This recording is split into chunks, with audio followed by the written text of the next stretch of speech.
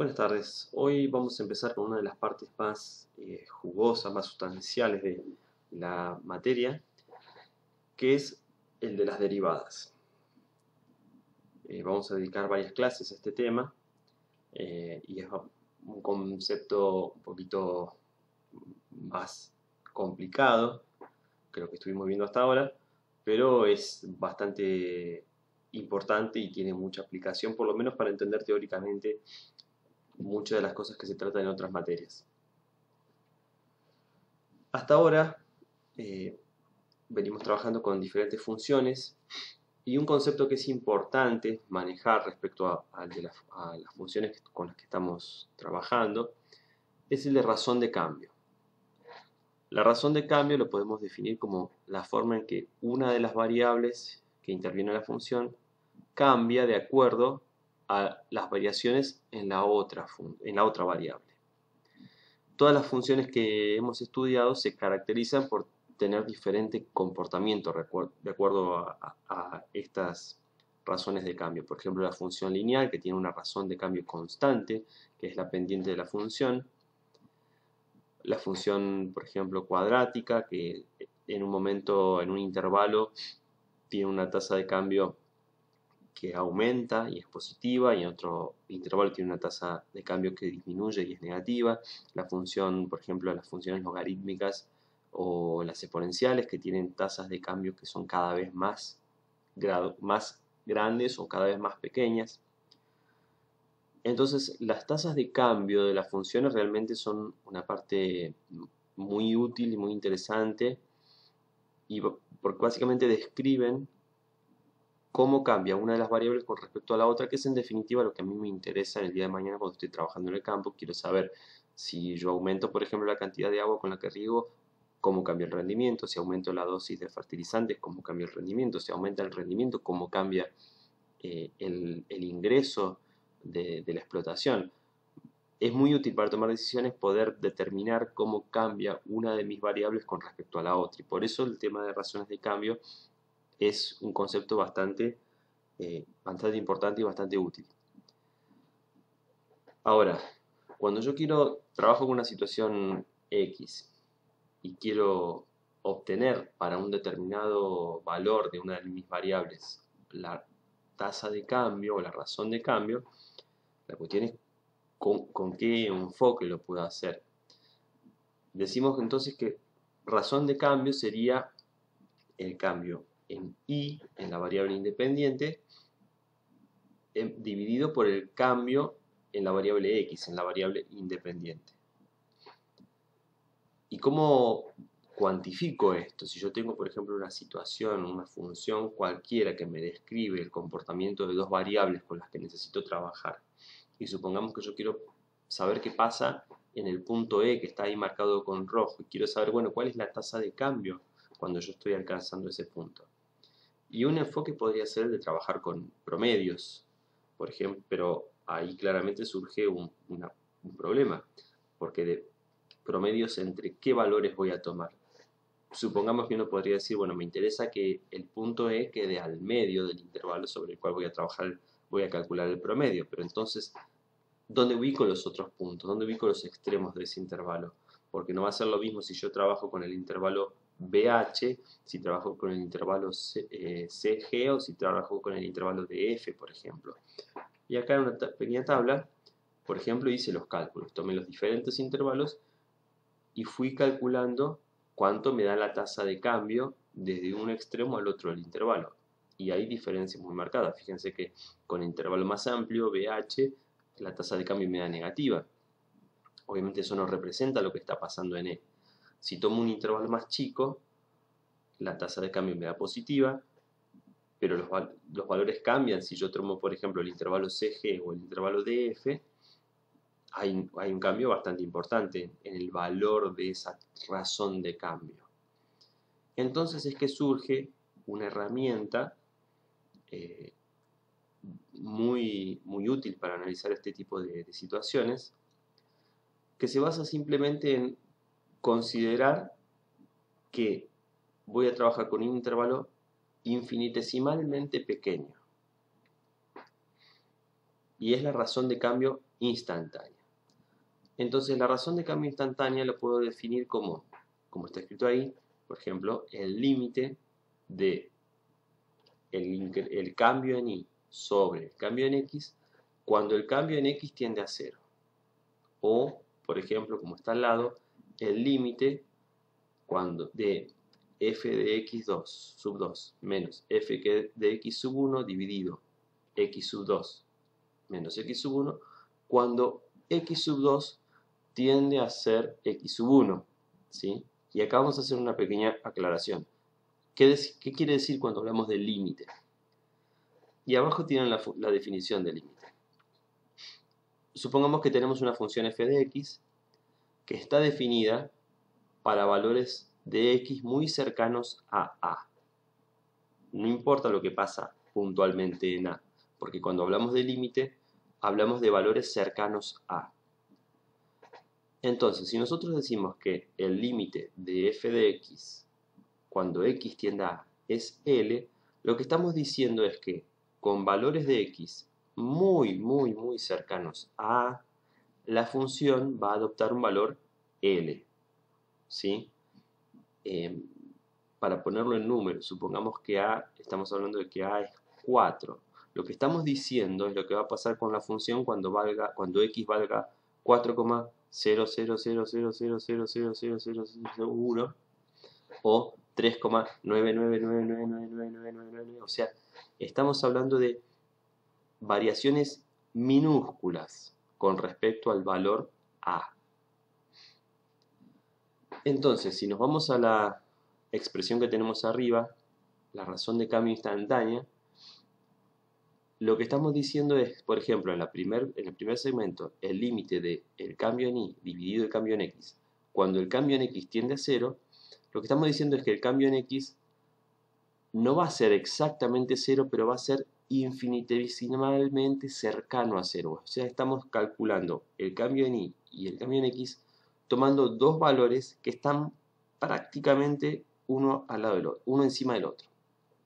Lo mismo que lo que dice la segunda expresión, si tomamos dos puntos, x1 y x2, estamos hablando de una diferencia entre x1 y x2 tan pequeña que es casi como si x1 y x2 fuesen iguales. Entonces seguimos hablando de una razón de cambio, pero una razón de cambio que es prácticamente un punto y no dos. De acuerdo a todo el desarrollo matemático que hay para el trabajo con límites, esto se puede calcular, se puede determinar, y esto nos lleva al concepto de derivada. ¿Qué es la derivada entonces? La derivada es una función, o sea, si yo tengo una función f de x, puedo obtener otra función f' de x, que es una forma generalmente de denotar a la derivada, con ese prima, que es otra función, que representa lo siguiente, que está ahí abajo. La derivada de f de x, f' de x, es el límite entre la diferencia para el valor de la función para un determinado valor de x más un incremento menos el valor de la función para ese valor de x dividido el valor del incremento cuando el incremento tiende a 0.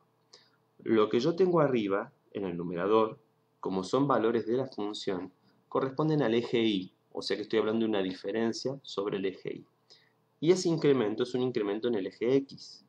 O sea que nuevamente estoy haciendo una diferencia de los valores de y para dos puntos dividido la diferencia en los valores de x para esos dos puntos. Pero cuando esa diferencia tiende a 0. O sea que prácticamente estoy en un solo punto. Para que lo comprendamos mejor, acá tenemos, por ejemplo, dos puntos marcados con color rojo, ¿sí? El punto que está más arriba le corresponde, digamos, el valor de la función para un valor x. Y por lo tanto, sobre el eje x, sobre el eje y, digo, está señalizado como f de x. El siguiente punto, que está más a la derecha, es x más un incremento h. H es la distancia que separa estos dos puntos sobre el eje x. El valor que le corresponde sobre el eje y a este nuevo punto es f de x más h. Entonces, si vemos la expresión que tenemos arriba a la derecha, lo que estamos diciendo es que la derivada es la diferencia entre los valores en y de estos dos puntos y los valores de x cuando esa diferencia entre los valores de x, o sea h, tiende a 0. ¿Y cómo se interpreta esta nueva función? Una de ellas es que la función derivada nos indica para cada valor de x la tasa de cambio instantánea para ese valor de x en la función original. Si yo tengo una función f de x cualquiera, que va a adoptar diferentes valores, cuando yo derivo esta función, lo que hace la derivada es, para cada valor de x, indicarme la tasa de cambio instantánea en f de x, o sea, en la función original. Otra forma de interpretar la derivada, como estamos hablando de razones de cambio, y las razones de cambio, si nos volvemos a cómo calculamos una razón de cambio,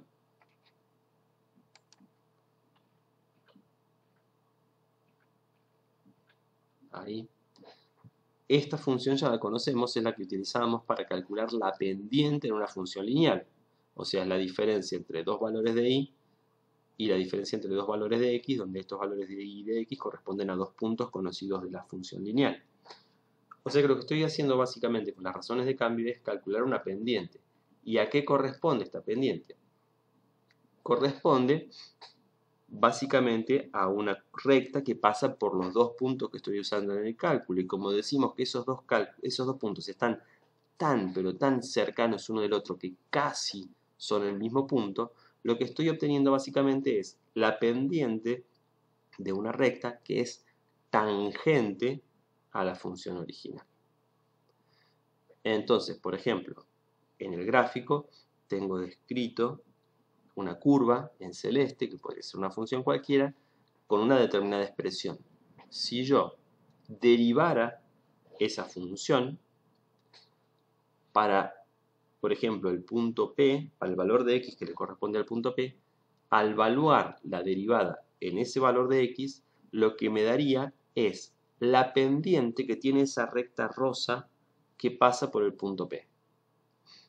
Si yo evaluara la derivada de esta función en el punto que pasa, en el valor de x que le corresponde al punto Q, lo que haría la derivada para ese valor de x es indicarme la pendiente de ese valor, la pendiente de esa recta que pasa por el punto Q. Si nos fijamos, veamos un detalle ahora. La coordenada y del punto Q es mayor que la coordenada P. Sin embargo, la pendiente de la recta que es tangente al punto Q es menor que la pendiente de la recta que es tangente al punto P porque tiene menor inclinación. O sea que el valor de la derivada para el valor de x que pasa por Q sería menor, ¿sí? No necesariamente el gráfico o los valores que adopte una derivada van a corresponderse con la función original que derive, sino que el gráfico puede ser bastante diferente. Los valores que adopte pueden ser diferentes porque los valores están describiendo las tasas de cambio instantáneas o las pendientes de las rectas tangentes a cada punto de la función. Hay algunas cuestiones que tenemos que considerar a la hora de entender la derivada como una función. Hay ciertas condiciones que deben cumplirse. Una de ellas es que para que una función sea derivable en un determinado intervalo, tiene que existir la imagen para la función original en ese intervalo. Es decir,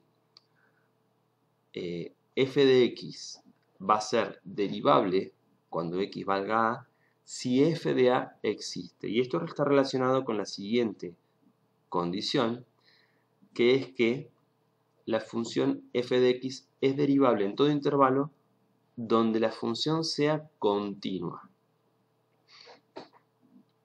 ¿Y de qué estoy hablando cuando estoy hablando de continua? Fíjense esta definición de continuidad. Una función f es continua en un número x igual a a si el límite de x, perdón, el límite de f de x cuando x tiende a a es igual a f de a. Y esto tiene algunas implicancias que están descritas a continuación. Primero, que estoy diciendo que f de a existe, o sea, la función está definida en el punto a. Estoy diciendo que también existe el límite para x que tiende a a, y a su vez que el límite de f de x cuando x tiende a coincide con f de a. Básicamente lo que estoy diciendo es que los valores cuando x está muy cerca, los valores de y cuando x está muy cerca de a, corresponde con el valor de y cuando x es a. Básicamente lo que estoy diciendo es que que hay una continuidad en el trazado de esa curva. ¿Sí? Bueno, para que una función sea derivable, esto debe cumplirse. Y ahora vamos a ver, para fijar un poquito más esto, vamos a ver algunos ejemplos con un gráfico, ¿sí? Este gráfico tiene una serie de discontinuidades y tiene una asíntota vertical en x igual a 4, ¿sí? Entonces analicemos una cuestión. Por ejemplo, si yo observo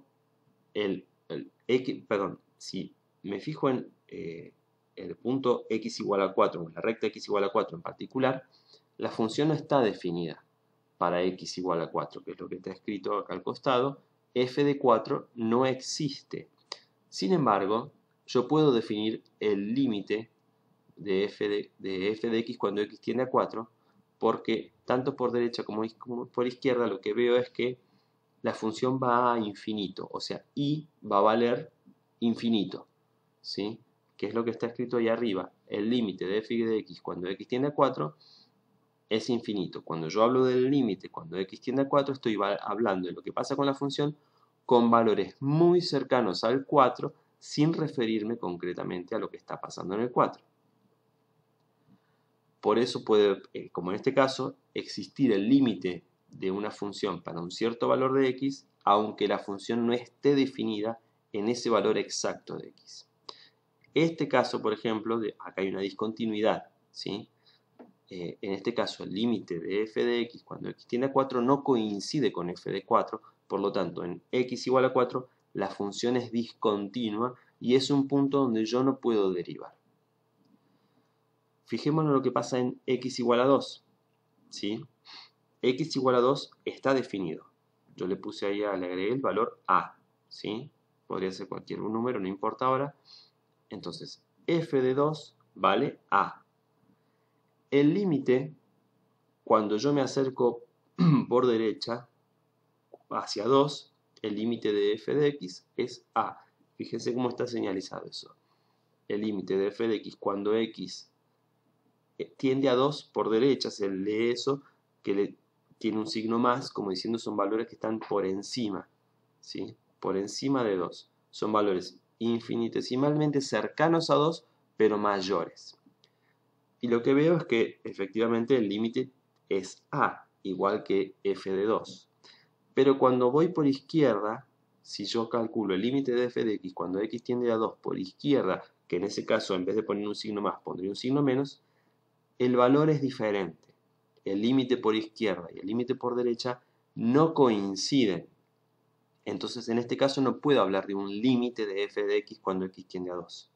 Porque si analizo por derecha es una cosa y si analizo por izquierda es otra. O sea, si analizo valores cercanos a 2 pero mayores, el valor que toma la función es diferente si yo analizo valores cercanos a 2 pero menores que 2. Entonces acá el límite de f de x cuando x tiende a 2 no existe y obviamente entonces no coincide con f de 2. Este es otro caso donde se produce una discontinuidad. y por lo tanto en este caso la función no es derivable. Y una forma en que podemos analizarlo es que si nosotros nos paráramos en el punto 2A, ese punto marcado con celeste, hay infinitas rectas tangentes que yo podría trazar a ese punto. Por eso cuando estamos ante un caso así de discontinuidad, no se puede derivar porque no podemos especificar una recta tangente, sino que hay un montón que cumplirían con la condición de ser tangentes a ese punto. Bien. Entonces, estas son algunas condiciones que es necesario considerar para que una función sea derivable. Cuando una función es derivable, lo que decíamos entonces es que yo voy a obtener otra nueva función. Ya vamos a ver en la clase que viene cómo se calculan estas nuevas funciones, cómo se obtienen, de acuerdo a qué reglas. Y lo que hace esta nueva función es indicarme para cada valor de x cuál es la tasa de cambio instantánea en la función original.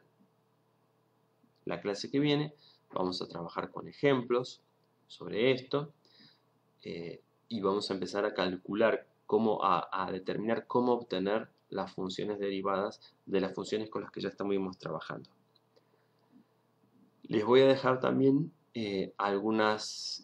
un libro nuevo de consulta que se llama Cálculo, de James Stewart, con algunas indicaciones de las secciones que pueden ir repasando de este libro, como para ir interiorizándose en este tema.